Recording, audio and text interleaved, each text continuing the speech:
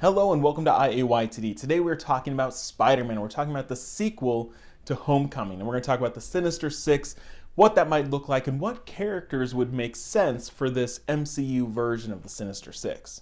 Now we're going to start with two that are fairly obvious because they've already been introduced, and one of those is the Scorpion, Mac Gargan. Now, Scorpion really only had like one or two lines in Homecoming. They really only teased that he might become something, but in the comic book, Scorpion is a bigger character. He's a little outlandish, so I'm curious what the MCU could do to make him a little more realistic, but Scorpion is for sure going to be included. The second one is the Shocker. The Shocker was also introduced actually twice because it's a title that has been passed on, so who knows if we'll get the same Shocker or if we'll get Shocker number 3. But the way that they've kind of been building this up, there were set photos that revealed a suit for the Shocker that we never saw in the movie, so maybe that was something they cut and they said we need to give this more time, we need to dedicate more to this. So Shocker is probably going to show up in the Sinister Six in some capacity. The third one is if they want to, they can pull Vulture back in. Now, I don't know if they'd be able to get Michael Keaton a second time, especially in an ensemble role, but maybe it's a cameo. You know, maybe they say, at the very last minute, we need the Vulture. And they get him for a couple scenes, he puts on the thing, and then they can have anyone do it. They can have any stunt guy, they could do it CGI. They really only need Michael Keaton for a few scenes. But if I wanted to include Vulture, that's how I do it. For my fourth pick, I'm going with Mysterio. Mysterio we've never seen in live action. And he's one of those characters that people keep asking for because there's so much potential. You know, this master of illusion and tricks and you know, deceiving Spider-Man and trying to take advantage of his spider sense, and you know, it's fighting Spider-Man in a way that not many people can or do.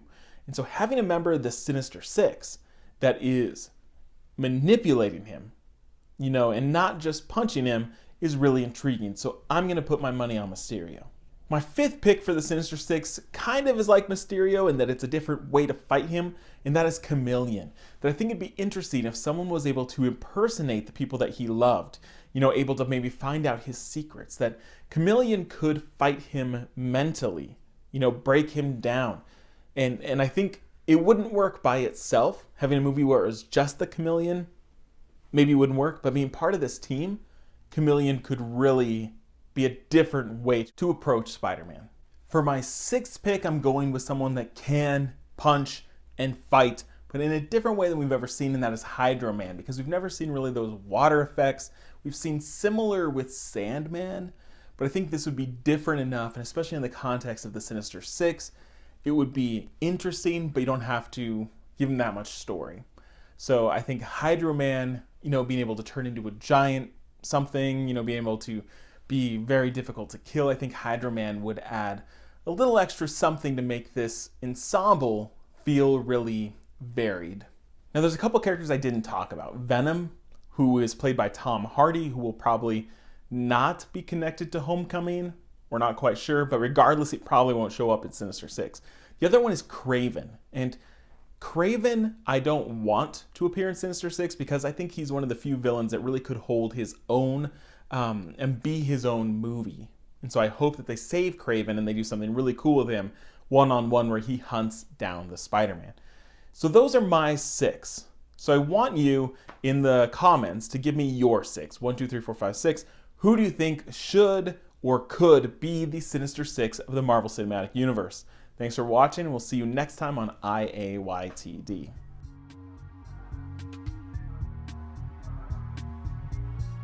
Hey there, thanks for watching our video. We have hundreds of other videos just like this.